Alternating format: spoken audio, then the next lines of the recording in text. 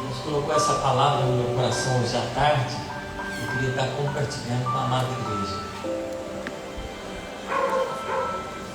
1 Coríntios, capítulo 4, versículo 1 e 2. A palavra de Deus diz assim: assim, pois, que os homens nos considerem como ministros de Cristo e despenseiros dos mistérios de Deus. Ora, além disso, requer-se dos despenseiros que cada um se ache fiel. Amém? Somente até aqui. Poder sentar, ficar à vontade. É maravilhoso, irmãos, essa palavra de hoje. Deus fala muito forte no meu coração sobre a fidelidade. O que você pode entender com a palavra fidelidade? Se você for procurar no dicionário, fidelidade é quem ou que conserva ou mantém ou preserva suas características originais, ou quem ou que mantém-se fiel à referência. Ou seja, para você entender se foi fiel, tem que ter uma base, tem que ter uma referência, tem que ter um padrão para você ver se encaixou naquilo que é exigido de você. Então tem que ter o original, para você ver se você foi fiel àquilo original. Tem que ter uma base antes. E é muito interessante isso, irmãos. Porque quando se trata de fidelidade, tem que ter alguém que é referência, ou tem que ter uma palavra que garante que tem que ser daquela maneira para você estar daquela maneira. E aí, você pode ler em Provérbios 26, Provérbios capítulo 20, versículo 6, essa seguinte palavra: muitos proclamam a sua própria glória, a sua própria benignidade, mas o homem fidedigno, quem o achará? Ou, como a gente vai encontrar alguém que seja realmente fiel, alguém que seja verdadeiro, alguém que seja leal, alguém que seja reto no propósito que foi iniciado, que foi esperado? E aí, irmãos, a fidelidade, Deus requer de nós fidelidade para fazer a obra. Eu trouxe uns trechos da Bíblia para a gente entender como é tão importante ser fiel. Em 2 Crônicas 20:20, esse texto é fácil de decorar. 20:20, 2 Crônicas 20:20, não é 1 Crônicas, é 2 Crônicas 20:20. Então você decora muito fácil. Lá fala assim, na parte C: crê no Senhor vosso Deus e estareis seguros, crê nos seus profetas e prosperareis. Agora, como a gente falou antes no ensino, a gente pregou sobre isso, é muito fácil você ter sua convicção. E é bom você ter sua convicção. Você estudar a Bíblia, você ler a Bíblia, você aprender a Bíblia. Mas no momento que você tem que ser submisso a alguém, que você tem que andar pela convicção de outra pessoa, aí que a coisa fica difícil. E aí você imagina se o seu pastor ele te dá uma tarefa e você não concorda com o seu pastor. Você imagina que o pastor ele tem uma compreensão do que é para você fazer na obra do Senhor, e ele te escala para fazer um serviço, e você fala: não, eu nem queria fazer isso, para que o pastor quer que eu faça isso? Aí como o seu coração vai se sentir? Como você vai desempenhar a sua função? E aí é que Deus ele fala contigo, que você tem que ser fiel àquela ordem que Deus te entregou para você fazer. Então não é que o pastor vai te fazer pecar, o pastor não tem autoridade para te mandar pecar, ele não vai te mandar pecar. Se ele te mandar pecar, você não obedece. Agora, se ele te falar algo que não seja pecado, ele vai ser uma autoridade para dispensar sobre a tua vida uma palavra de bênção. E aí, irmãos, quando Deus fala no meu coração algo, eu faço questão de falar bem devagarzinho para que você entenda. Você sabia que se você obedecer ao seu pastor naquilo que ele falar para você fazer, você vai ser abençoado por Deus? Deus, ele vai te dar, através da vida do pastor, palavras para que você pratique, para você ser abençoado. Mas se você não acreditar que aquela palavra é para você, se você não acatar a palavra no seu coração, será que você vai ser abençoado? Aí é que está, irmãos. Então nós vamos ler hoje os trechos aqui que Deus traz ao nosso coração para vocês verem a autoridade que tem a liderança. Êxodo capítulo 17, versículo 11. Quando Moisés levantava a mão, Israel prevalecia. Quando, porém, ele abaixava a mão, prevalecia Amaleque. Ora, as mãos de Moisés eram pesadas, por isso tomaram uma pedra e a puseram debaixo dele. E ele nela se assentou. Arão e Hur sustentavam-lhe as mãos, um de um lado e outro de outro. Assim lhe ficaram as mãos firmes até o pôr do sol. E Josué desbaratou Amaleque e o seu povo ao fio da espada. E aí, Êxodo 17, 15. Aí fala assim: o Senhor é minha bandeira. No original do hebraico, Jeová Nissi. Jeová Nissi. O Senhor é minha bandeira. Então, irmãos, nesse texto a Bíblia diz que o inimigo de Israel estava guerreando contra Israel, enquanto Josué era o general que estava lá comandando o exército de Deus. Enquanto Josué estava ali lutando, Moisés ficou em cima do monte com as mãos estendidas. Enquanto Moisés ficava com as mãos estendidas, levantadas, o povo de Israel vencia. Quando ele cansava a mão, porque ele tinha que ficar várias horas, o dia todo desse jeito, ele abaixava a mão, o povo perdia a batalha. Aí Arão e Hur, os dois que estavam do lado dele, falou: quem que é a liderança? A liderança é Moisés. A mão de quem tem que ficar levantada? A mão de Moisés. Então, aqueles que estavam do lado de Moisés entenderam: nós temos que ajudar a nossa liderança. E eles levantaram as mãos de Moisés, arrumaram uma pedra para ele se assentar, falou: nós temos um líder. Honrou a liderança, entendeu que a liderança estava ali para comandar, estava ali para fazer o que Deus falou para ela fazer. E o que Deus falou para ela fazer? Para Moisés fazer? Abençoar, abençoar, estender as mãos e abençoar, abençoar. Então o pastor, ele está aqui para te abençoar. Ele recebeu a autoridade de Deus para te abençoar na sua caminhada, para te abençoar na sua luta. Enquanto você luta, o pastor, ele vai estar com a mão estendida.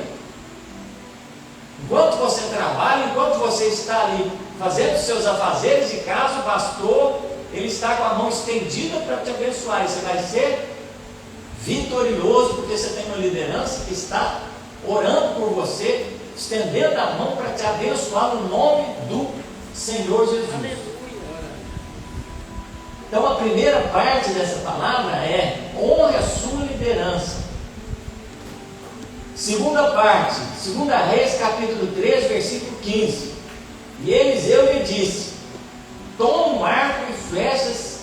E tomou um arco e flechas. Então disse Eliseu: atira. E atirou e disse: a flecha do livramento do Senhor é a flecha do livramento contra os sírios, porque ferirás os sírios em Aleque, até os consumir. Disse mais: toma as flechas. E tomou-as. Então disse ao rei de Israel: fere a terra. E feriu-a 3 vezes e cessou. Então o homem de Deus se indignou muito contra ele e disse: 5 ou 6 vezes deveria ter ferido.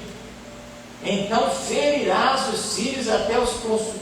então feririas os sírios até os consumir. Porém, agora só 3 vezes ferirás os sírios.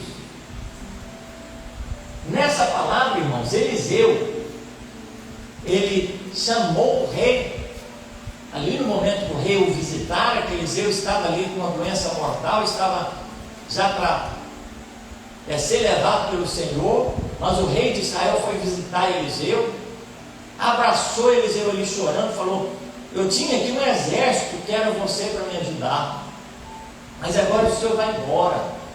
Meu Senhor falando para Eliseu. Eliseu, no último momento dele ali, mesmo doente, mesmo enfermo, ele falou: vem cá, rei, pega o seu arco, pega a sua flecha, olha para essa janela aberta e atira a flecha ali. Ele atirou a flecha do jeito que o homem de Deus falou, e ele falou: da mesma maneira, essa é a flecha que vai acabar com seus inimigos, que são os sírios. Aí depois, o homem de Deus, segundo a palavra que lhe foi dada, ele falou: pega essas flechas aí, fira a terra. Falou só assim. O que o rei fez?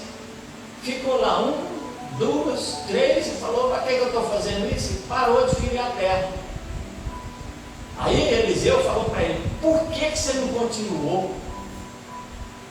Porque se você tivesse continuado pelo menos 5 ou 6 vezes, você ia ganhar do exército inimigo. Como você feriu só 3 vezes, você só vai ferir 3 vezes do exército inimigo. E ainda vai ficar muita pessoa para te incomodar desse exército inimigo. E aí o que Deus nos dá com isso? Sob a palavra do líder. Aquele rei, ele podia fazer o que ele queria fazer. Se ele tivesse pegado a primeira pista que Deus deu para ele, falou: a flecha será o que vai acabar com os inimigos. Essa flecha é a flecha que vai destruir os sírios. Fira a terra. Aí se ele tivesse entendido e ferido a terra mais vezes, ele ia acabar com os inimigos, e a palavra que o homem de Deus lançou sobre a vida dele ia ser para vitória daquilo que tinha que ser feito pelo aquele rei, pelo que ele desejava. E assim, igreja, se o líder ele estiver no comando, se o líder ele pedir para você fazer algo, Deus ele pode usar aquela palavra da liderança para fazer você vencer aquilo que você está tendo dificuldade, aquilo que você veio para resolver diante de Deus. Terceira parte, 2 Reis 5,14.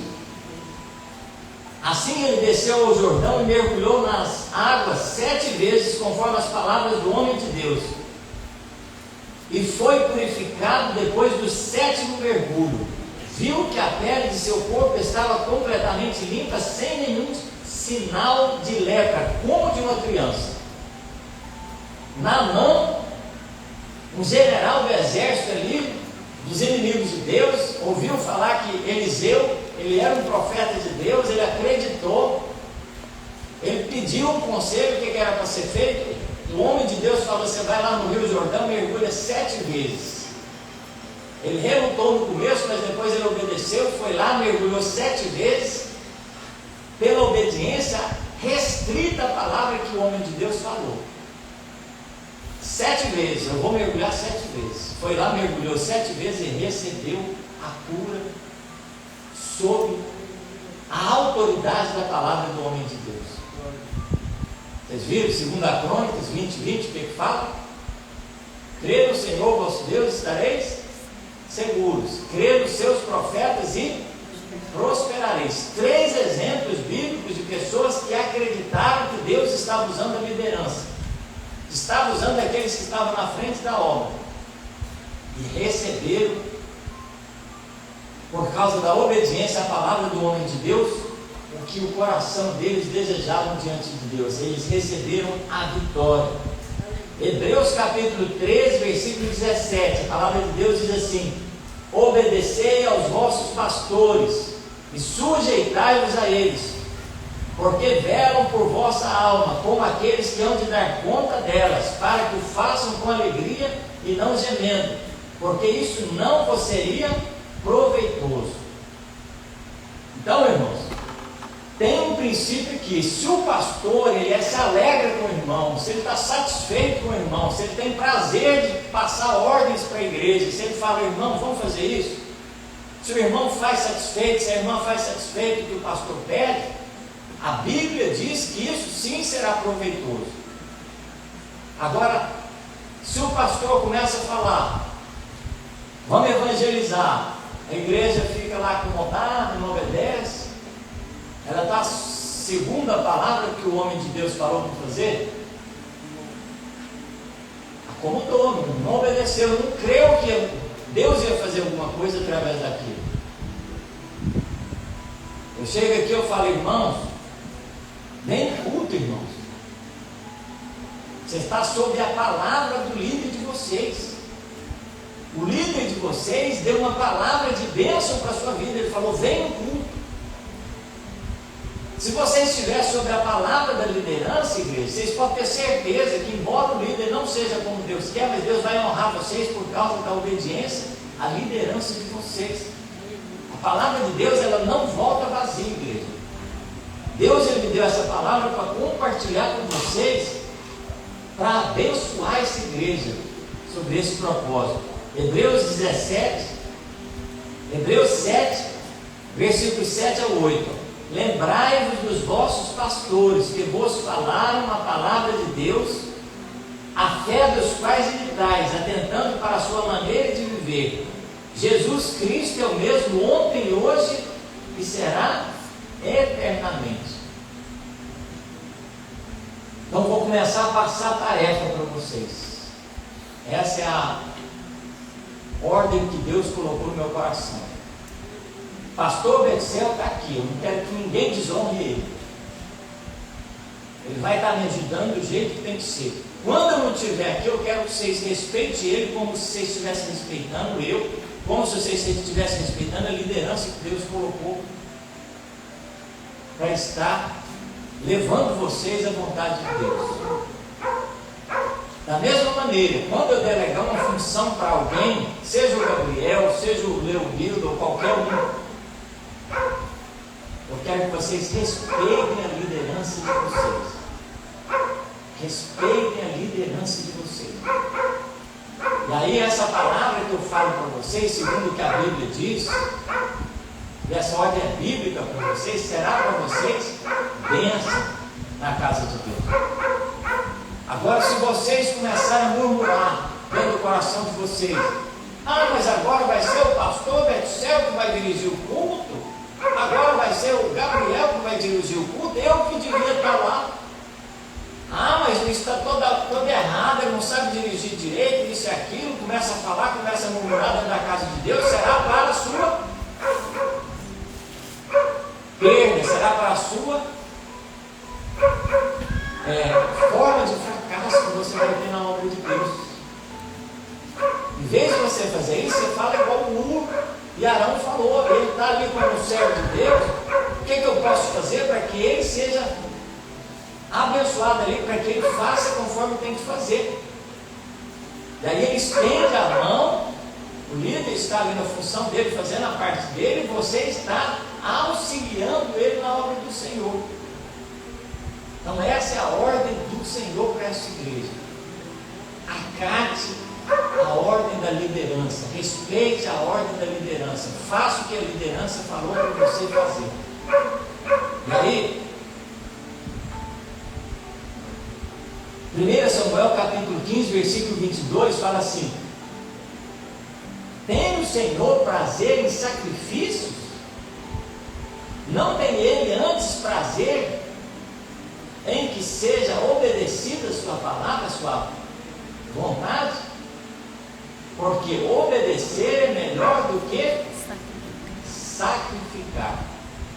Se você entende essa palavra, igreja, irmão e irmã que está servindo o Senhor, nós vamos organizar a obra do Senhor nesse lugar. Nós vamos começar a delegar funções, começar a trazer ministérios na casa.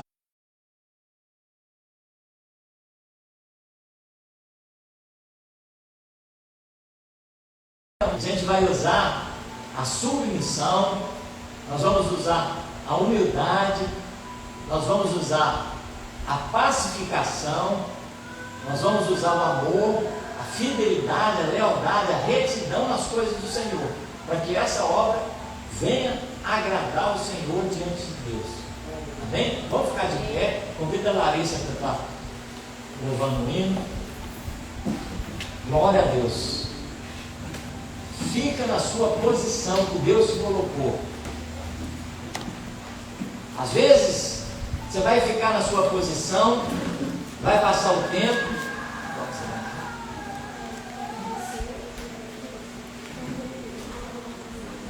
Às vezes você vai passar tanto tempo e não vai ser chamado. Às vezes você queria falar alguma coisa, queria, às vezes, compartilhar alguma coisa, e às vezes você não vai receber oportunidade. E às vezes o pastor, na hora que você queria falar, ele vai falar, vai lá limpar o chão. E você vai falar o quê? Não, não vou não, eu queria pregar hoje. Não é verdade? O pastor fala para você assim, aguarda em obediência na casa do Senhor que vai chegar a sua vez. Eu estou te testando, eu estou te analisando para ver se você vai ser realmente submisso. Porque é muito fácil, irmão, você trazer uma palavra aqui na frente, você pregar, você fazer as coisas, mas na hora que vai ser provado, na hora que vai ser colocado em prova ali, você vai murmurar contra aquela pessoa que quer te colocar na onde você tem que ficar na presença de Deus. Isso vai ser desagradável a Deus. Então esteja na hora da prova em obediência. Abaixa a cabeça e fala, Senhor, é uma prova que eu estou passando, eu não vou murmurar dessa vez. Eu não vou, diante do Senhor, virar as costas para a tua palavra, eu não vou parar de obedecer. Eu vou orar, eu vou cantar hinos, eu vou fazer o que tem que ser feito. Eu não vou desistir, eu vou ficar na posição que o Senhor me colocou. Aí a prova, igreja, ela vai passar. Mas você vai ser aprovado diante de Deus quando Deus for te avaliar. Amém? Glória a Deus. Feche os seus olhos. Eu sei que vai ter tanta coisa para te entristecer, às vezes para abater sua fé. Mas Deus, Ele vai te chamar para que você receba dele o que Ele te prometeu. Mas vai ser preciso passar pela prova. Talvez seja.